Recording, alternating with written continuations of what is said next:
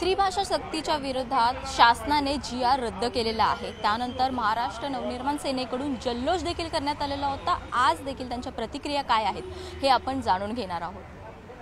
त्रिभाषा सक्तीचा जो निर्णय शासनाकडून घेण्यात आलेला होता तो जी.आर. रद्द करण्यात आलेला आहे। त्यानंतर मनसेकडून जल्लोष देखील करण्यात आलेला होता। काय म्हणणं आहे यावरती? तुम्ही जी लढाई लढत होता त्याला यश मिळाले। आता ह्याच्यामध्ये मराठी माणसाचा आणि उद्धव साहेब राज ठाकरे साहेब यांचे दोघांचे आभार आणि मराठी माणसाच्या एकजुटीच्या मागे असे उभे राहिले त्याबद्दल त्यांचे धन्यवाद। आणि असे पुढे पण त्यांनी मराठी माणसासाठी आणि मराठी भाषेसाठी पुढे एकत्र येऊन पुढे मराठी माणसाला पुढे आणावं। जो विखुरलेला मराठी माणूस आहे त्याला एकत्र घेऊन पुढची महानगरपालिका आहे दोघांनी लढावी आणि त्यांना मराठी माणसाने त्यांना जिंकून द्यावं तर मराठी भाषा मराठी माणूस मुंबईमध्ये टिकेल।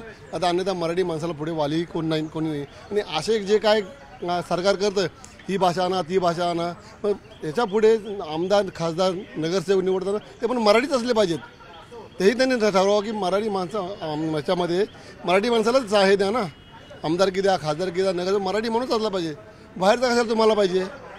त्यामुळे राज ठाकरेंचे आणि उद्धव ठाकरेंचे आणि मराठी माणूस जो एकजुटीने ह्याच्यासाठी एकत्र आला तर मराठी माणसाचे आभार आहे आणि असंच पुढे यावं मराठी माणसाने। आपण जर पाहिलं तर गेल्या अनेक दिवसांपासून हिंदी सक्ती विरोधात आवाज उठवला जात आहे। मनसेकडून तो आवाज उठवला गेलेला आहे आणि आता यश मिळालेलं आहे। त्याला काय वाटतंय? तुमची भूमिका काय असणार आहे? नाही, नक्कीच यश मिळायलाच पाहिजे होतं कारण का सगळा मराठी माणूस रस्त्यावरती उतरलेलाच होता। कारण का ही मुंबई जी आहे महाराष्ट्र आहे मराठी माणसांची आहे। आणि तुम्ही जर बघाल तर तिथे बेंगलोरला जाऊन बघा तिथे रेल्वे स्टेशनच्या बाहेर सरळ लिहिलेले बोर्ड आहेत की तुम्हाला कन्नडमध्ये बोलता येत असेल तर तुम्ही आतमध्ये या किंवा आमच्याशी कन्नडमध्येच बोला, बाकी कुठची भाषा नाही। तरी आम्ही बाबा चला परप्रांतीय येतो त्याला कळत नाही रस्ते दाखवायचे तरी आम्ही थोडंफार त्यांच्याशी हिंदीमध्ये बोलतो। बरं आल्यानंतर मग ते आमच्याकडेच दादागिरी करतात, असं चालणार नाही। मराठी माणूस आहे, मराठी माणसांच्या भाषेमध्ये वागणुकीमध्ये तुम्ही सामील व्हा तरच तुम्हाला मुंबईमध्ये स्थान आहे, नाहीतर अजिबात आम्ही तिथे उभं करणार नाही। मग त्यांना आम्हालाही त्याच सक्तीने वागायला लागेल। आता देखील जर आपण पाहिलं तर जल्लोष केला जात आहे।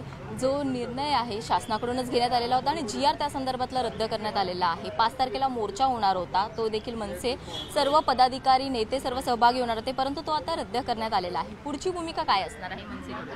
पुढच्या भूमिकेचं काय मला माहिती नाही, परंतु गव्हर्नमेंटने मराठी माणसाला जे हलक्यामध्ये घेतलेलं हा संपूर्ण विजय मी समजतो की मराठी माणसाचा विजय आहे। मराठी माणसाची ताकद जर सगळे मराठी माणूस उतरले तर काय होऊ शकते त्याचा हा विजय असं मला वाटतं।